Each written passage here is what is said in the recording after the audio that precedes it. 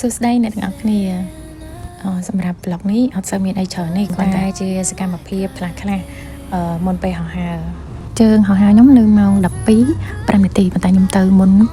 នៅម៉ោង 8 កន្លះដើម្បីយើង check in ហើយយើងបានថតរូបស្អាតហើយទៅដល់ពលានយន្តហោះឆុងឈិងខ្ទង់ម៉ោង 4 ជាងនិយាយទៅបើសិនជាម៉ោងនៅខ្មែរម៉ោង 3 ជាងអញ្ចឹងការហោះហើររយៈពេលតែ 3 ម៉ោងជាងឯងហើយទេសភាពដងផ្លូវនិយាយទៅខ្ញុំឆ្លាញ់ដើមឈើពណ៌លឿងនៅមែនតើវាអាកាសធាតុថ្ងៃខ្ញុំទៅនោះ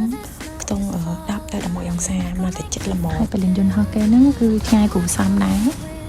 សម្រាប់ល្ងាចថ្ងៃហ្នឹងផ្ទាល់គឺខាងធួគាត់រៀបកញ្ចប់ញ៉ាំអាហារពេលល្ងាច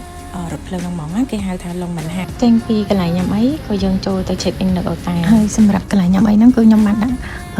នៅលើ caption ហ្នឹងហើយអញ្ចឹងអ្នកទាំងអស់គ្នាអាចមើលទីតាំងនៅលើហ្នឹងបានណា